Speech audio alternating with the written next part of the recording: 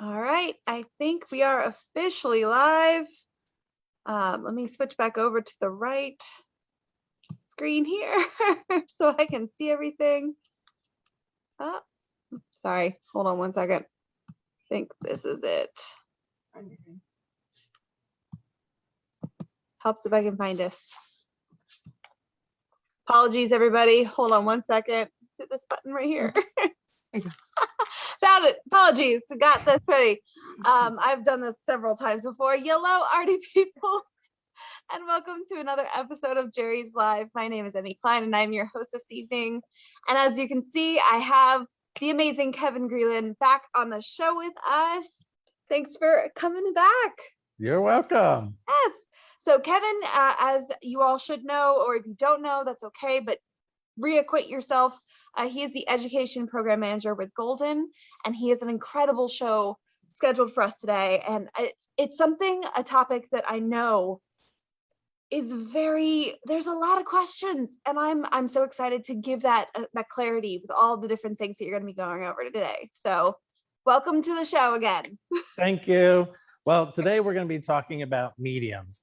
And a lot of people get confused by the term mediums because we refer to art as a medium. There's also what medium do you work in? And then there's the mediums that impact your paint. And Golden makes a number of different mediums, and they can all be used in conjunction with your paint. And they impact things like the viscosity or the sheen. So they affect the properties of your paint. So if we switch to the overhead camera, I'm going to show you a couple of examples. So in addition to those mediums can be broken down into gels and paste, but we also have gloss medium and matte medium. So don't confuse those. Today, we're going to be concentrating just really on the gel mediums and our paste mediums. So let's start with the gel mediums first. And there's a large variety of those. You walk in the store and you see like tons of products like this, a whole bunch of white jars, and you're like, what do all of those do? So really, the gel mediums and the paste, they can be combined with your acrylic colors to create a texture. They can extend your color. They can adjust the working qualities and change the finish, so even the sheen. So we're going to look at a few of the gels.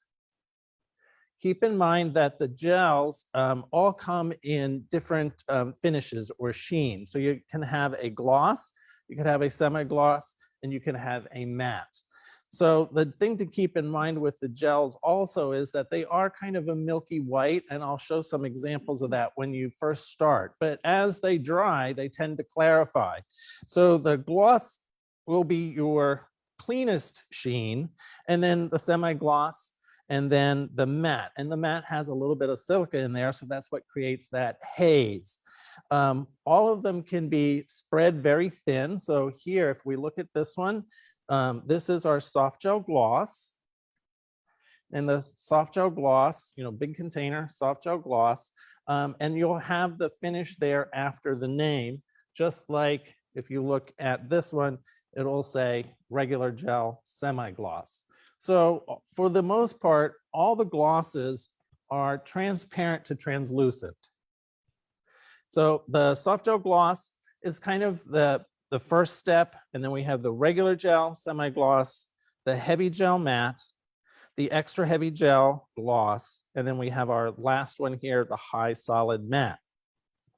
If we look at this side, you can see the textures that you can create.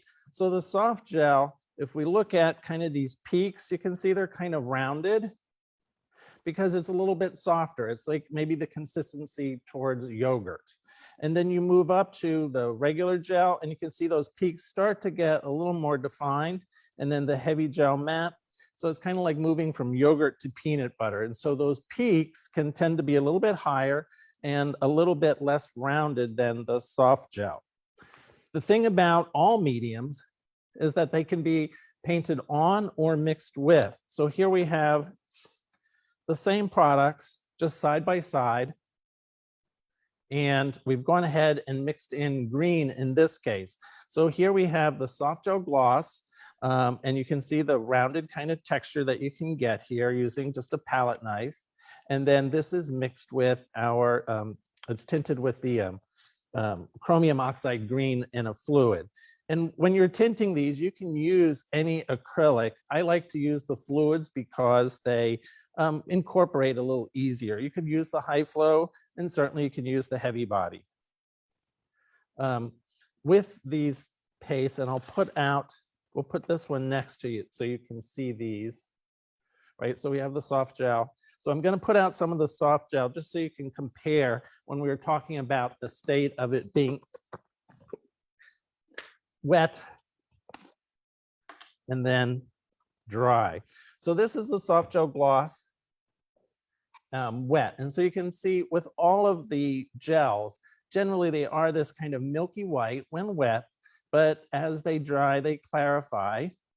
And they'll either be translucent, or transparent. In the case of the gloss, it is going to be on the transparent side. But you can see with the palette knife, if I drop that out, you can create quite a bit of texture.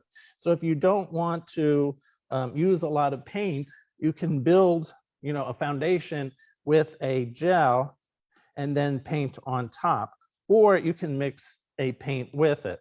So this is a little bit of our fluid permanent violet dark. And you can see I'm just putting a few little drops in there. But you can see how easy that is to start incorporating. So that's the soft gel gloss. And that's the one I could probably get it the smoothest without a lot of work. If I move up to the regular gel or the heavy gel or extra heavy gel, I can start creating a lot more texture. And the other thing to keep in mind, as I said, is they impact the sheen. So you can see this one is the gloss here on the top. That one's gloss. This is semi-gloss.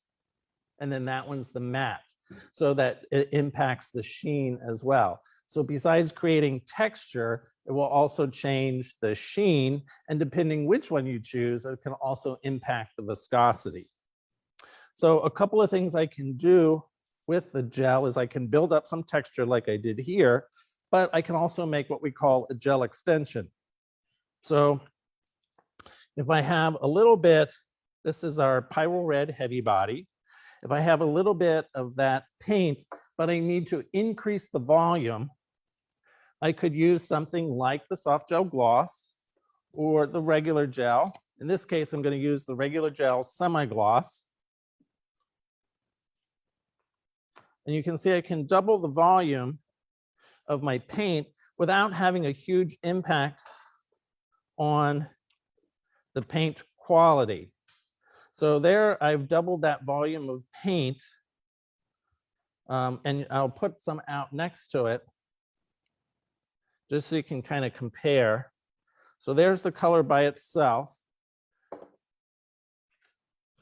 Now let me clean my palette knife. So here's the color by itself.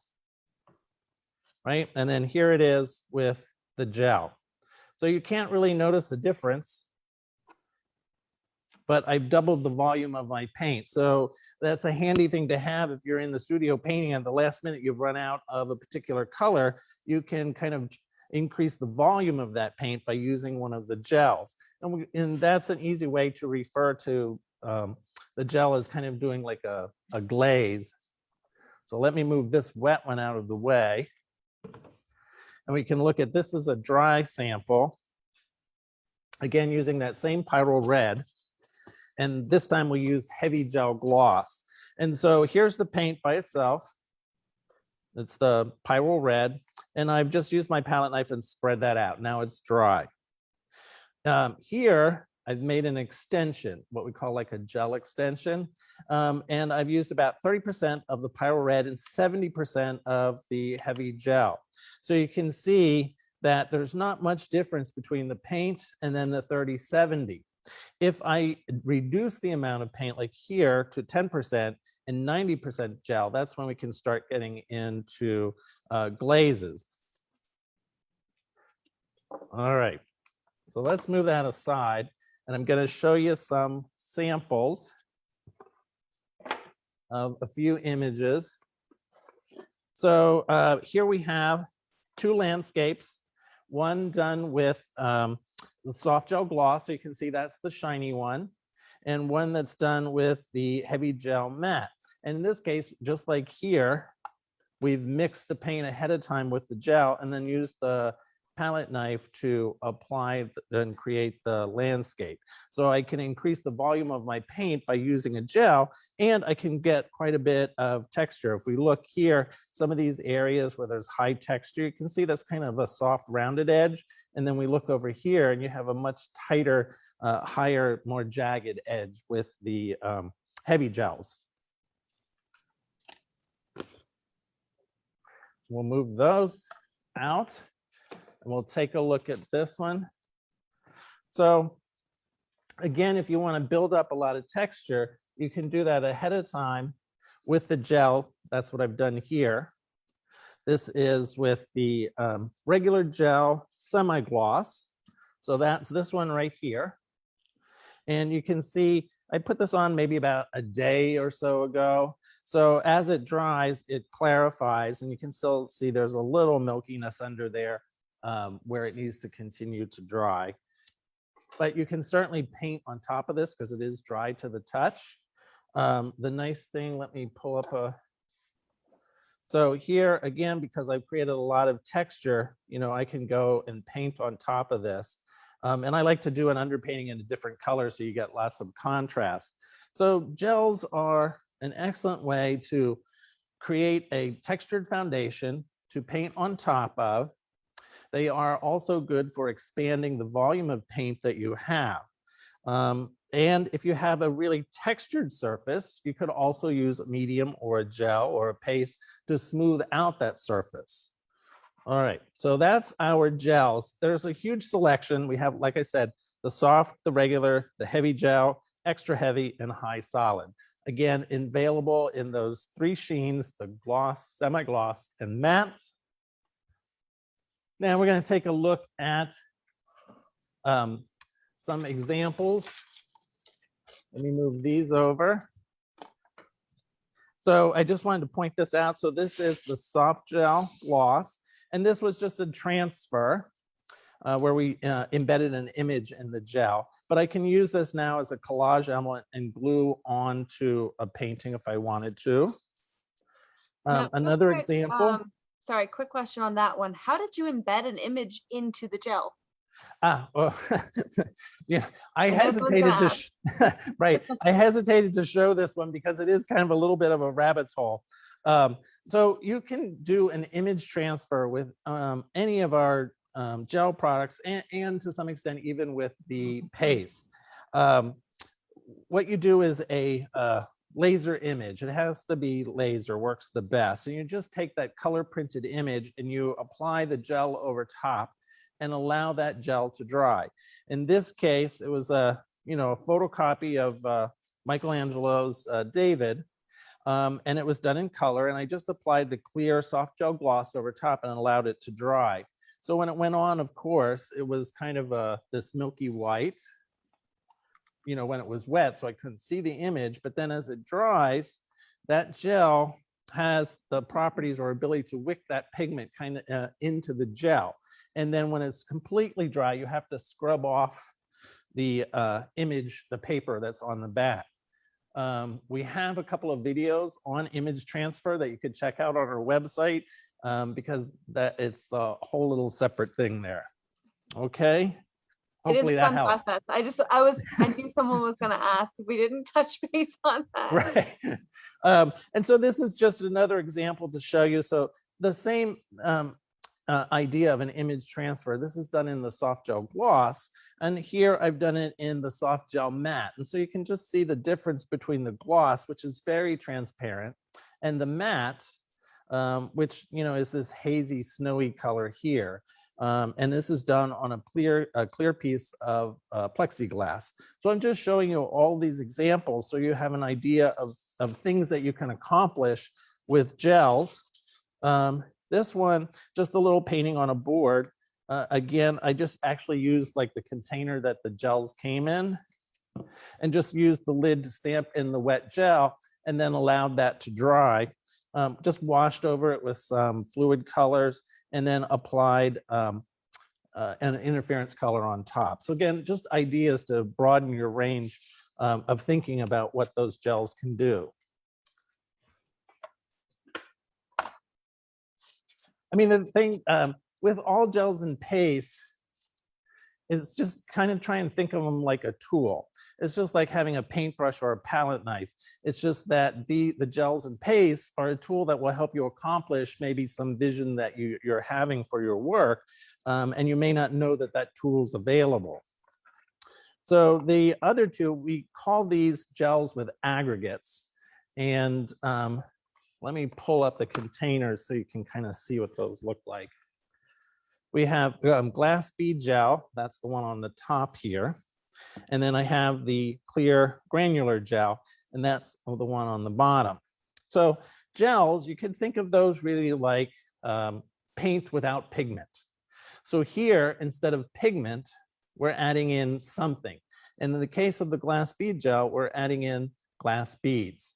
In the case of the clear granular gel, we're adding in irregular shaped acrylic beads.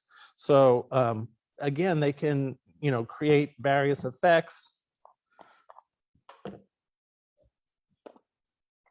If I show these to you again, as with all acrylics, they're a little milky white there when wet, but when applied, they dry to this transparent or translucent color. Let me show you one that's tinted. So again, same product, glass bead across the top, clear granular gel across the bottom.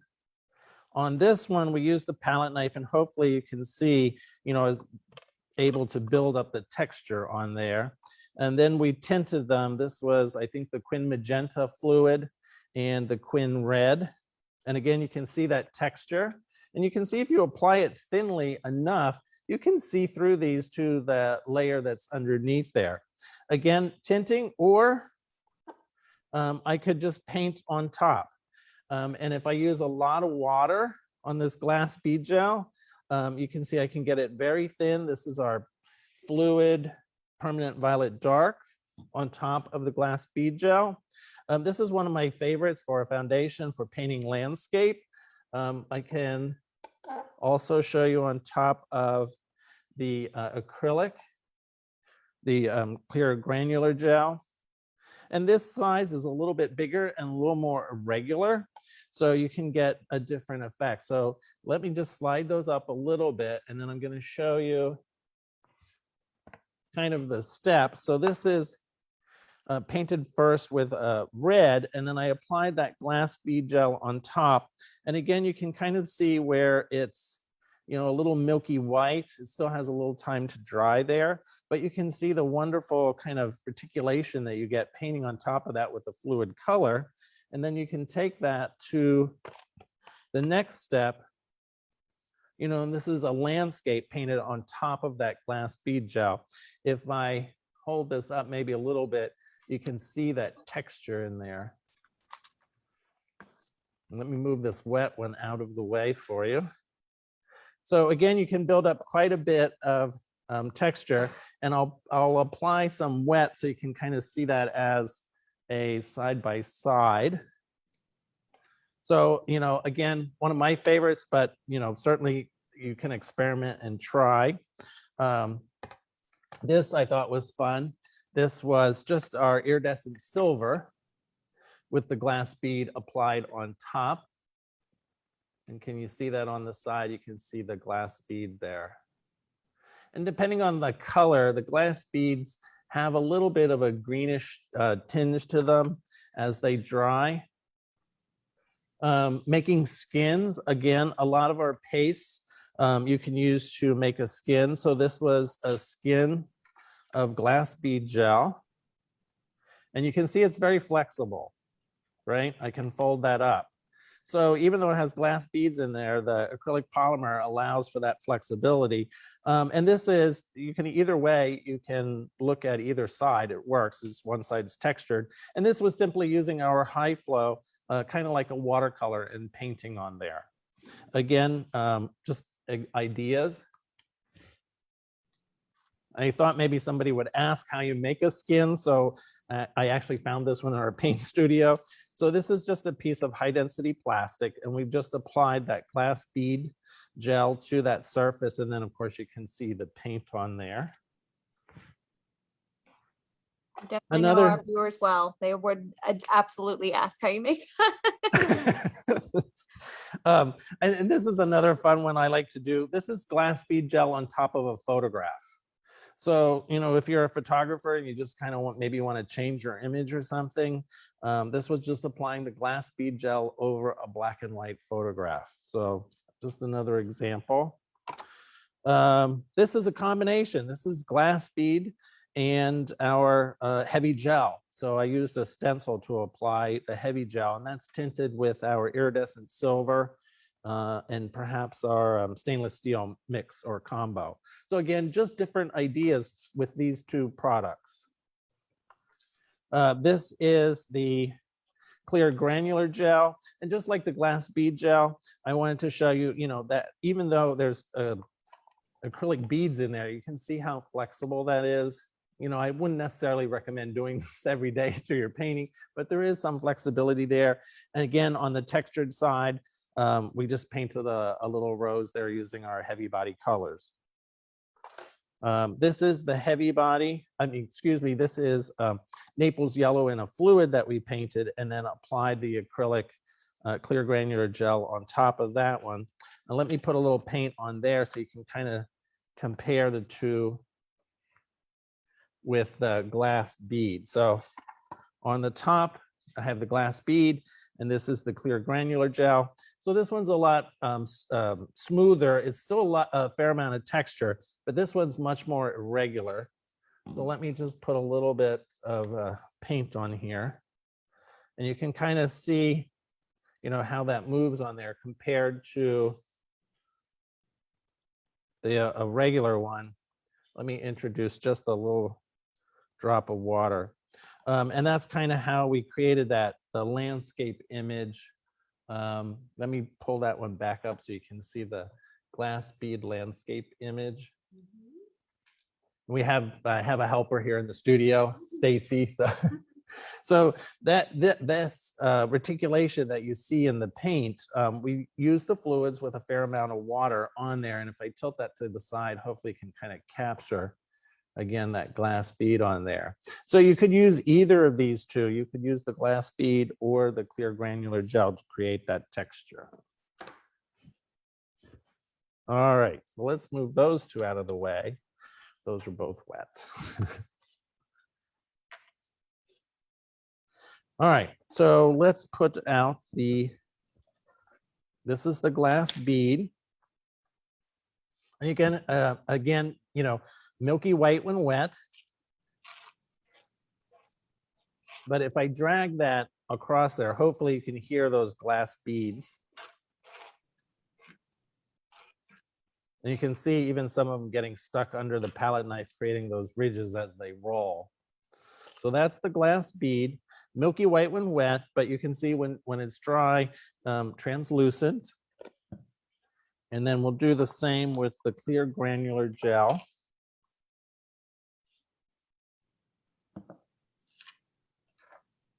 And these beads are bigger and they're irregular shaped, but hopefully you can hear that texture.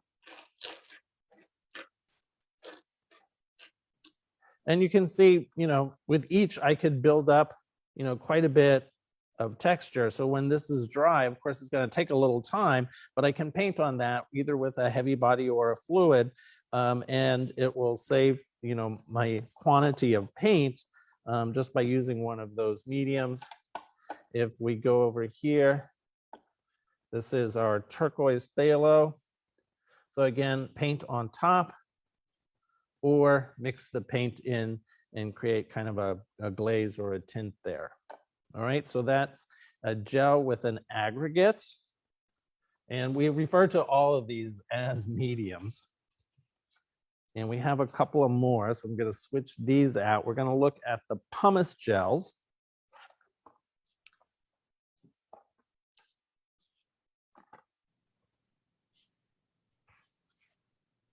So this is our pumice gel. We have a fine pumice, we have a coarse pumice, and then we have the extra coarse pumice. And it is just pumice that's ground up and added to that acrylic polymer. Let me pull those out so you can see them in their wet states. So this is the fine pumice. And it's kind of this taupey gray color. You can see it thin here. It's fairly transparent, so you could put this a drawing down first and then maybe put that on top. The fine pumice has a little bit of grit to it, so it will hold, you know, pencil, charcoal, chalk pastel, because it has that grit. Again, you can also tint it. So here, you could use the coarse pumice as well. You'll see, I'll demonstrate on this one. It holds the chalk or pencil very well. The thing is, it will wear down your pencil quite a bit. And this one, larger particle, I'll scoop these out and put them on another board just so you can compare. And then the extra coarse pumice, very chunky, large pieces of pumice in there. And that's this one here, a little bit like a concrete block wall, perhaps when dry. I've tinted all three with the Indian yellow. Again, I can draw on these or I can tint. And certainly even when they're tinted, you know, I can go ahead and paint on the top of all of these. And you can see how much irregularity there is there where the paint's touching the top and creating those ridges. So all of these you can paint on top or mix the paint with. So again, depending on the type of texture you're after, if you want something like this, you can build up a foundation first and then paint on top of that. So let's do a side-by-side of them wet to dry.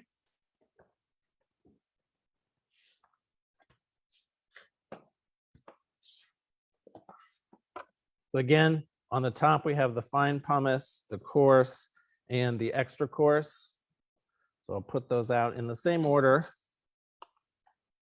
And so this is the fine pumice. So wet, you can see it's kind of gray, a little bit different than the dry. And if I, you know, kind of pat this up and down on there, I can create lots of different texture. You can see kind of how it holds peaks, but it's a little soft and they fold over a little bit like the soft gel. All right, so we'll put that one away. And the next one is the coarse pumice. So here it is dry. And here it is wet, close to slight color shift, but this one you can hear the particles. It's really much like wet sand in there. Again, you can see, depending on how much I'm applying, how much texture, or if I want it smooth, I can get it, you know, fairly smooth. And this is a great surface too that you could use something like an oil pastel on. And then the last one is the extra coarse pumice. That's this one. And same pumice product in there. It's just that this size is much bigger. Again, I can get it fairly smooth if I want it, or if I want a lot of texture, I can kind of, you know, build that up. Again, all of these can be painted on top of, or I can mix the paint with. Do we have any questions so far on the gels or the pumices? Oh, do we? All right. Quite a few. Let's try and do a few questions. When these do dry, any of the gels, is there a fair amount of shrinkage? There is a little bit of shrinkage because you have the water content evaporating out. So there is, but it's proportional to the surface, you know. Okay. So because it's kind of going down, and it depends too on the surface that you're working. If you're making a skin, there'll be a little bit of shrinkage pulling in from all directions. But on a board like this or on a canvas, it's not as noticeable. Now, I also had a couple of questions about mixing the gels with things. So somebody was asking if you wanted to mix it with water, what would happen? And somebody else was also asking if you could mix it and thin it down to do like a pour painting with, especially the gel beads is what they were specifically asking. So I've never tried a poured painting with the glass bead gel and a fluid. So I think we'd have to experiment with that. I'm not sure that it would give you the result that you're looking for, although I'd want to test it first. So I would say let's try that one and see. Sounds interesting, doesn't it? Yeah, it does. You can add water to these products. In fact, if we just switch to the overhead. So in particular, with the extra coarse pumice, sometimes I find that one's a little difficult to adhere to a canvas or a substrate. So I'll mix something like a matte medium with it to help with the adhesion and help build up a little bit of texture. So you definitely can add different products here. It just might negate, what else you're doing. For instance, if I'm working with the glass bead and I mix in like a pumice or something else, it would impact the sheen of that glass bead. In terms of water, yes, you can thin some of these products down. It would depend on what you wanted to do. There's a few that you can't. So like the Crackle Paste, I wouldn't recommend doing that, thinning that one down with water. But visit the website. There's descriptions for each of those. You can also email us at help@goldenpaints.com if you have a particular question about one of these. But the answer is, for the most part, yes, you can mix these and you can thin them down a little bit. All right, and I think we can probably have one more question that kind of encompasses a couple of them. People were asking more about the layering process. So what would happen if you put a gel on top of a painting and then putting painting on top of a gel? And then on top of that, also with using like alcohol inks on top of them, or even with oil paints. Is it possible to use these in conjunction with oil paints? Yes, so you can use some of these with oil paint. I have a few here. So yes, you can use some of these with oil paint. Again, consult the website because there's a few caveats to that. For example, our light molding paste, that's one we don't recommend for oil. What was the second part of the question? Well, it would be like you could use the gels underneath the oils, but not the gels on top of oils, correct? Right, never acrylic on top of oils, but you could build up a foundation with an acrylic product to create texture and paint on top of that with oil, yes. All right, now what about the alcohol inks? Would you be able to use alcohol inks with these? That's something I would have to test because I'm an acrylics person. I've actually never used an alcohol ink. So I say yes, for sure with acrylics. I would test with alcohol inks. And then the last kind of portion of that is the layering process of that, like doing a gel on top of an acrylic painting or the other way around, or layering them all in one. Okay, so if you're using all acrylics, you could layer a gel on top of an acrylic. Let's say you did and I can kind of show you this if we switch to the overhead. Maybe this will help a little bit. So on this board, first I painted it with ultramarine blue. Then I added glass bead gel. On top of the glass bead gel, I kind of modeled in interference violet, allowed that to dry. And then over top of the glass bead gel, I put the clear granular gel. So that's this product first, the glass bead down here. So you can see that one's pretty much fairly smooth. And I decided I wanted more texture. So I added and I just have to search here for I got my glass bead. Where's my, right here. Oh, no, that's not it. Well, it's okay. It's all right. Glass bead gel and then the clear granular gel on top. After that was dry, I then used a molding paste. I think this was the hard molding paste with a stencil. So all of this one's layered. Now, if I wanted to, I could come back with, I would probably use maybe the regular gel. I could come back with the regular gel and put another whole layer on top of here and allow that to dry, and then I could paint on top of that. So if you're talking about acrylics, yes to layering. Alcohol inks under here, I wouldn't recommend because I think you might have some running problems, some smearing or something. So I'd have to test that first. For acrylics, definitely. Hopefully that helped. Yes, no, I think that definitely answered the question. And then I think, let me just make sure I got all the questions for the most part. There was one other one about ventilation, because I know there's a lot of people out there that are very, concerned with using art supplies at home. Is there any kind of ventilation required when you are using these gels? So there's no ventilation requirement on these particular pastes and gels.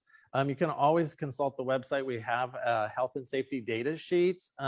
If you're sensitive to ammonia smell, you might want to open a window or have a fan running.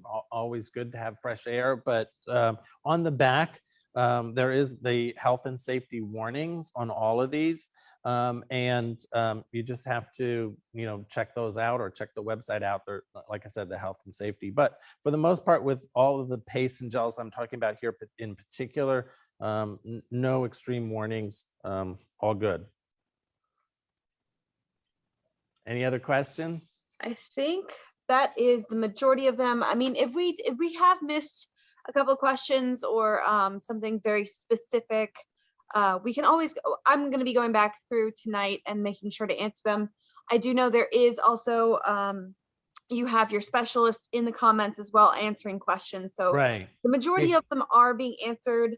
I just wanted to make sure to ask a few of them just so when we send this off and to be able to be rewatched on YouTube, the people that might have those questions there would be able to get them. Right. But, and so we have a material application specialist on there. She's answering the questions. And again, you can always email us at help@goldenpaints because sometimes general information covers a lot of things. Other times you might need a specific question to a specific product.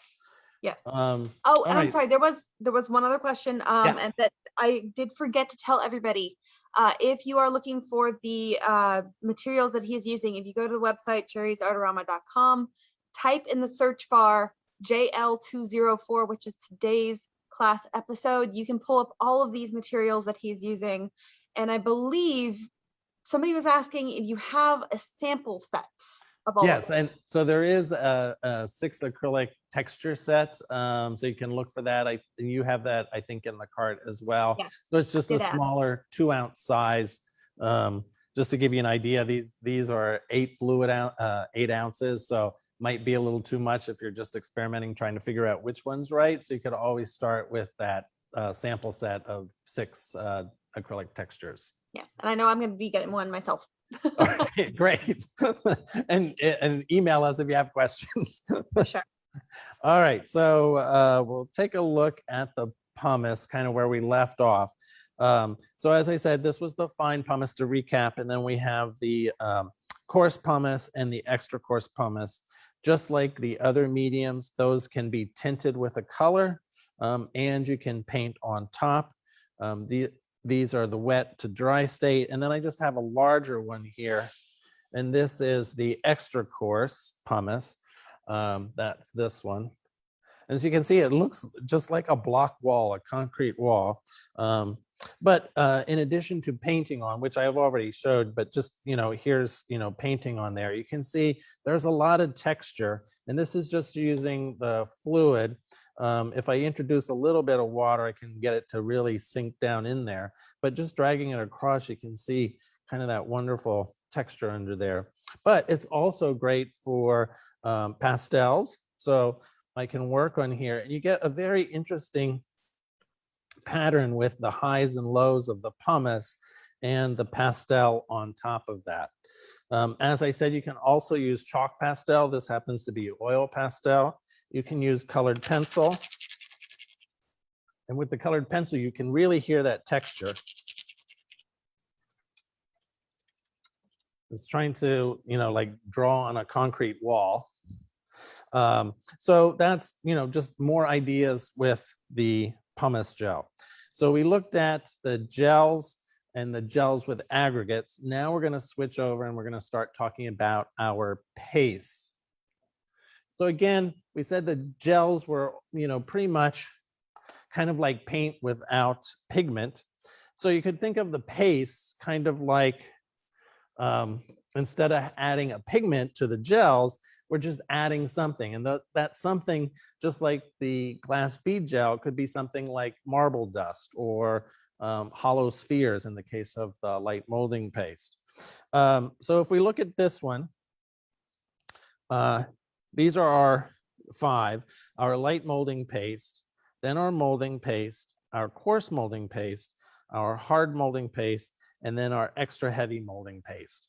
And the extra heavy one is a combo. It does have a gel with that.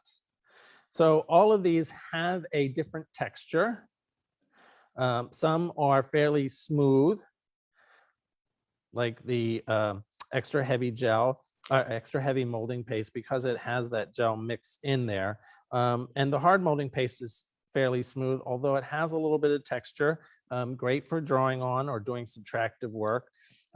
The coarse molding paste, if I put the pencil on here, you can hear some of that texture. It's quite coarse. So this one works great for drawing.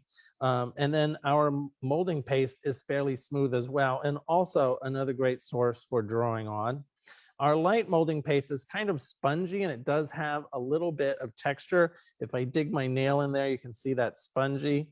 Again, you can mix paint with these. So you can see here on this combo,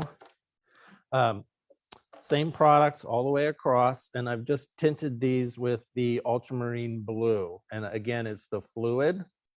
So I can build up a lot of texture. If I hold this one to the light, maybe on the side, it looks a little washed out here, but you can see there's quite a bit of ridges that I can build up with the texture on there. So there's the light molding paste.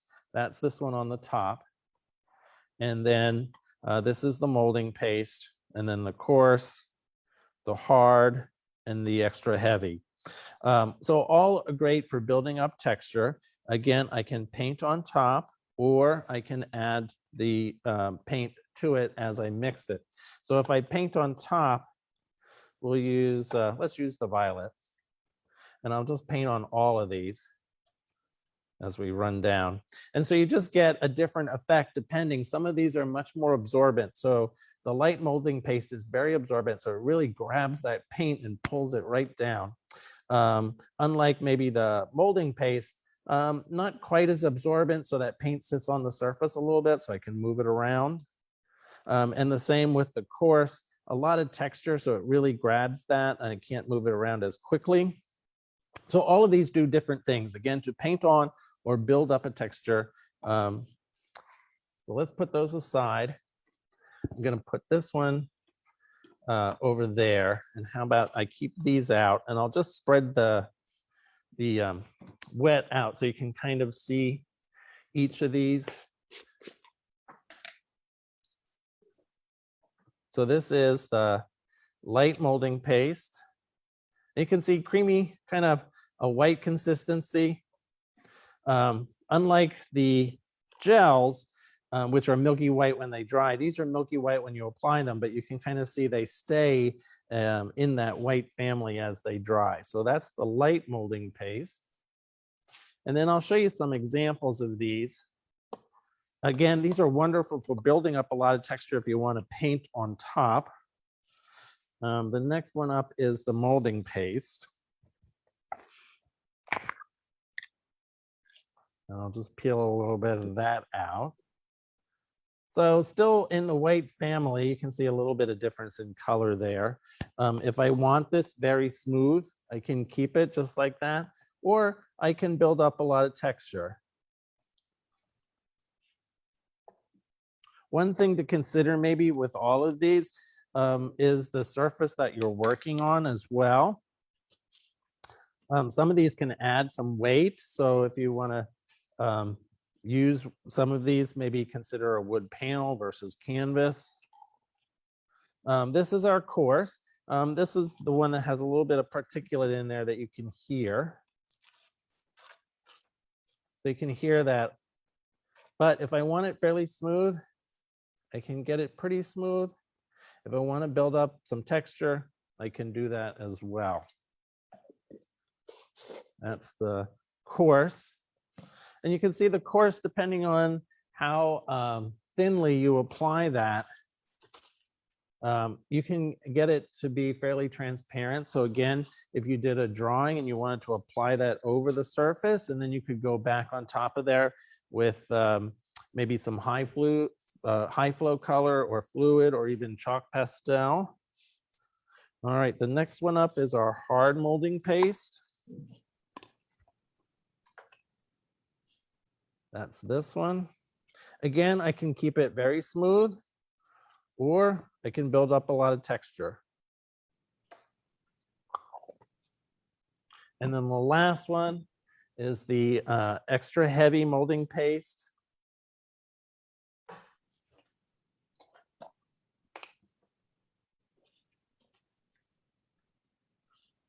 I'll apply a little bit of that one.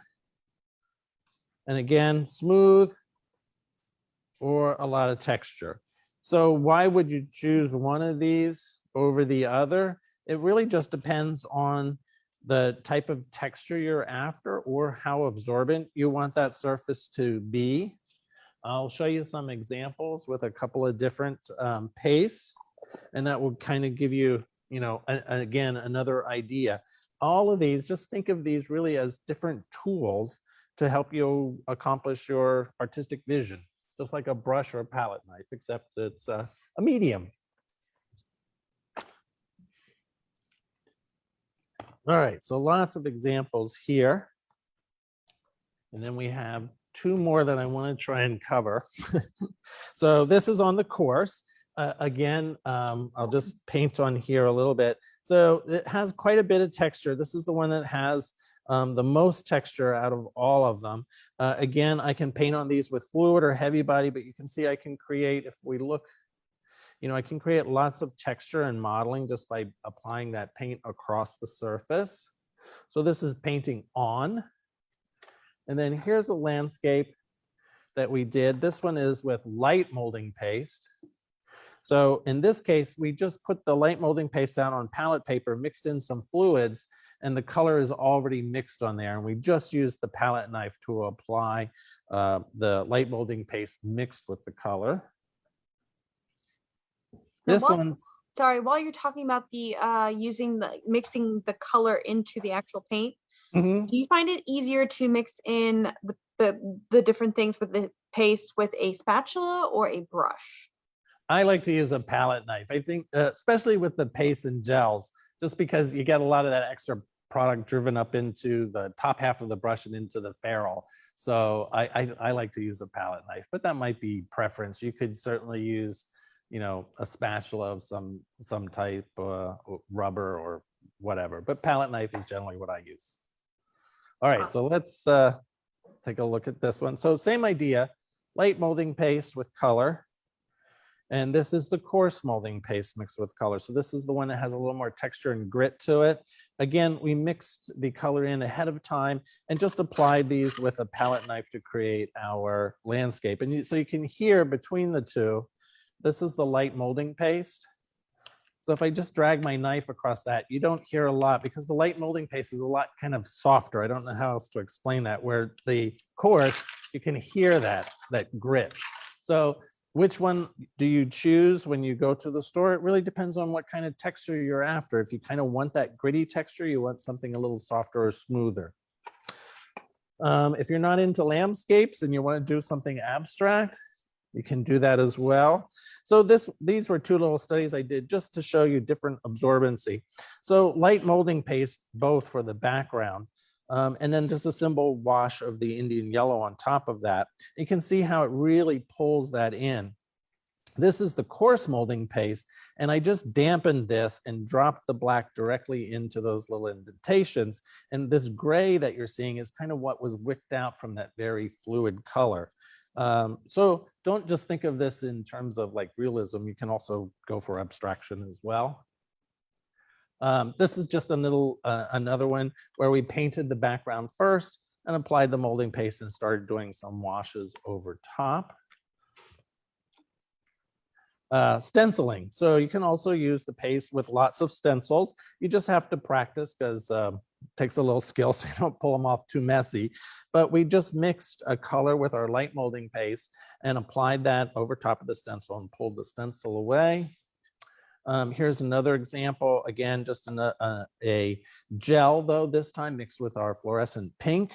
And applied with a stencil and pulled off of there. So lots of different options, whether it's landscape, abstraction, or stencil work, a gel or paste kind of all work for you. And we're doing great. The last 10 minutes, we have our last set to go. We'll apply these. So this is the last two, we call our kind of a special effects paste, fiber paste and crackle paste. And both of these, you can see on this one, you can get fairly smooth, and the crackle paste fairly smooth. If I hold them to the side, you can see that texture on the fiber paste. And you can see it on the crackle paste. And the crackle paste is designed to crack. Hopefully you can see those little cracks in there. And you don't have a lot of control over the cracking. To some extent, if you go thin, you get smaller cracks. If you go large, you get bigger cracks. You might be able to see a little better on the tinted one. So again, the fiber paste gives you this kind of a rough, at its thickest, a rough paper-like texture. Really thin or applied with a wet palette knife, you can smooth it out. And it's has a kind of similar feel as to like a handmade paper, okay? The crackle paste, as I said, you can control the cracking a little bit. The thinner areas here, you get smaller cracks, thicker area, you get bigger cracks. And certainly you can also create texture and get the cracking to happen within that. And this cracking is somewhat dependent on, the substrate you're putting on, the environment you're in, the moisture and all of that. Again, with this one in particular, you don't want to introduce too much paint because it will inhibit its ability to crack, but let me put a little purple on here and highlight those cracks for you. So you can kind of see, this is a lot like the molding paste in terms of its consistency and its absorbency, but it has that cracking ability in there. So now hopefully you can see those cracks really well. See, yeah, beautiful there. Again, you can mix paint with those, as I did here with the teal, or you can paint on top and you can build that texture up. Again, read the back of the directions because there are some limitations to all of these products about how high you can go with that product. Let me show you a few. Here's the crackle paste that we started in landscape. So you can see I applied this really thick and I got much bigger cracks here where it's real thick, compared to this one where it's real thin, I got smaller cracks. But that's about the extent that you have control over that cracking. Let's do a little wet to dry comparison. So I'll move these out of the way.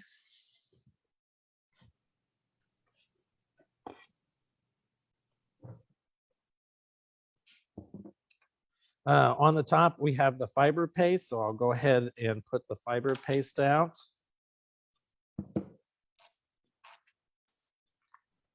And you can see as I'm applying this, if I take my time, I can make it really thin and nice and smooth. If I wanted to, I could dampen my palette knife and get it really smooth, or I can really go back and build up, quite a bit of texture.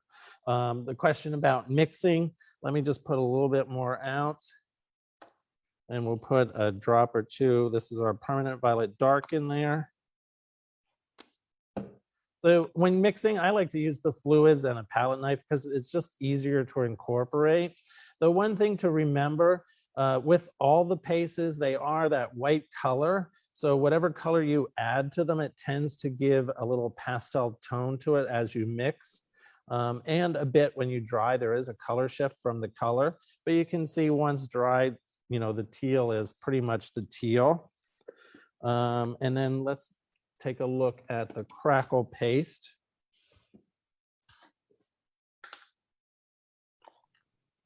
And the Crackle Paste is kind of just like a fluffy consistency, a lot like the light molding paste. Again, you don't have a lot of control over that cracking, but if I apply it, I can get it fairly smooth. If I want a lot of texture, like this one here on the bottom, you know, I can build up quite a bit of texture. Consult the back, the directions on all of these. They'll kind of give you a little bit of information about the thickness in which you can apply each of these products, but that's wet. So they don't look much unlike each other when they're wet versus when they're dry. And I'll just show you a couple little examples here. So I'll keep the dry one. So this one, the oval was created with the fiber paste, and we just did a transfer on top of that. So very easy. And then with the Crackle Paste, just to kind of give you an idea on the absorbency. So here we have the Crackle Paste applied to the surface. And then this is the first coat of paint. And so you can see it's fairly absorbent. It really pulls that color in. And then on the third application, you can see we applied a lot more color. And this is probably maybe 3 or 4 coats of fluid on there. So it gets less absorbent as you go. Again, if you would use heavy body, you might have a tendency to fill those cracks in. So I like to use the fluid or the high flow.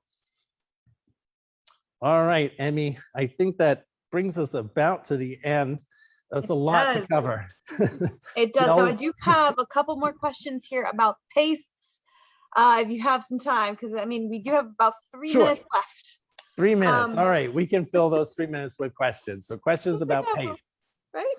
Somebody was asking about using paste. If you had the ability of using a watercolor ground on top of these, would there be any kind of like an adhesion issue with that? Applying watercolor ground on top of a paste. If you're talking about our watercolor ground, no, you shouldn't have any issues on top of the paste, with the exception of the Crackle. I would not recommend that. And that's the, you know, each of these have a little caveat. The Crackle Paste, if we take a look at this board here, real quick, you can hopefully, let me do a wash on there because the cracks don't show up too. But if I wash over this, you can kind of see some of those cracks. The thing with the Crackle Paste is we would recommend doing that on a sturdy substrate versus canvas, because these little cells could have a tendency to pop off, but you can mitigate that by putting a matte medium over it when you're done painting it. But you can see it's fairly flexible. If I bend this cardboard, you can see those little cells. So the answer is yes, you can put other products on top of the paste. Very Just cool. consult each one because they all have a little caveat. Now, is there any kind of a paste that would actually just accept the watercolor without a ground? Yes, you could use fiber paste for sure. You could use Crackle Paste. You could use light molding paste. You know, again, They're all absorbent, right? Yeah, they're all very absorbent. So, you know, do a little experiment. Maybe get that trial kit, you know, put out all 3 or 4 and do a little watercolor wash on each one. Because each of those surfaces reacts differently, you'll see which one you like the best. But yes, you definitely can use watercolor on top of those. Very cool. And then do any of the pastes, like the fiber specifically and the Crackle Paste, do they come in clear, or is it always going to have that milky kind of white color to it? No, those will always be on that white side because of just the way they're made. The fiber and the Crackle Paste will always be opaque. You can change that opaqueness by adding just 1 drop of color and creating a tint with the product and then painting on top of this. But no, these will always be that white opaque. For the most part, all the pastes are going to be white and opaque. Clay tone kind of color or off gray, but the gels will be transparent or translucent depending if you go from gloss or to matte. All right. And would you say that any of those also can be used outdoors? Or is there anything, I guess, that you could use to seal them that would make them kind of last outside? So each of these would have their own little caveat. I don't know that I would recommend any of these for outdoor use, but you can always email us at help@goldenpaints for your particular situation. Because if it's under a covered area, that might be different than if it's completely exposed. If you varnished it, there are some caveats, but for the most part, I wouldn't recommend using them outdoors at all. Yeah, I would say that I think the only way that might work is maybe if you put it under a very thick layer of resin, you know? Possibly, but again, Maybe, I wouldn't maybe. recommend that. I Experimenting. think you should probably, consult the particular product and then email us. If it's someone else's product, you could always also email us and we'll try and help you out the best. But for the most part, none of these should be put outdoors. I would have to say that that seems about, I would agree with that. Okay. So that though is all of our time. It was so informative. Thank you so much for showing us all of that. That was incredible. You're quite welcome. It is overwhelming when you walk in the store and you see all those white jars. Just know Wow. they're divided into two rough categories. You have the gels and you have the paste, and you have gels with aggregates. But just read the back of those. Think of them as a tool to help you achieve your vision. That's all. Yes. And usually for the most part, when you guys do walk into the stores, we do have little sample pieces that show you kind of, they have the black stripes on them for the most, Yeah. like what you were showing where you had the transparent and the more opaque with the Right. pyrrole red. I have Usually you see those, yeah, and then you can actually feel it, and that's a physical swatch. Like it's real, and you can touch. Which very is awesome. nice. Yeah. But guys, that was all of our time. I hope you enjoyed that. Now, just a quick reminder, AOC is happening this year, Art of the Carolinas. If you're not familiar, you should go to artofthecarolinas.com and check it out. We're not 100% sure if you guys are going to be able to join us. You should have a booth. I'm hoping you get to join us. I'm pretty sure we're doing something. I'll find out. It would be amazing, but I will definitely be there. I'll be bopping around, and I'll be probably going live throughout the entire trade show. But what Art of the Carolinas is a giant trade show where we turn a huge ballroom into a giant store where you get massive discounts. And we also have a lot of classes. So a lot of teachers come in from all over the country, well, all over the world, to be honest. And they teach different types of classes. You can sign up with those also on the website, artofthecarolinas.com. The trade show, though, for the actual buying all the discounted supplies runs from November 12th through the 14th. The workshops, though, do start on that Thursday before the 11th, and they still go through the 14th. So I'm teaching classes. I hope to see you guys there, even if you don't take my class. I'm going to be running around doing all kinds of demos and stuff, so it's going to be fun. But make sure you check it out. And if you are interested in going, book now, because it sells out so fast. You would not even believe. The hotel, the classes, all of it. If you are coming in from all over the place, you definitely need to make sure you look into that pretty much now, even though the trade show is in November, because it always gets busy. So hope to see you guys there. But for right now, though, thank you so much, Kevin, for joining us. It was wonderful. Now I need to go get all those art supplies. Yes, go get one of the trial packs and give it yes, a little, get one of the little sample, little sample packs. All right. So if you guys are interested in getting that, go to the website, jerry'sartarama.com. And again, in the search bar, if you type in the code JL204, that is today's class code, the teacher cart should come up with everything that Kevin was going over, including the sample pack that you guys can get with all the different types of gels and mediums in there. So I'm going to go get one right now. All right. Great. Thank you. Thank you so much for joining me. I'll see you next time. All right. Bye now.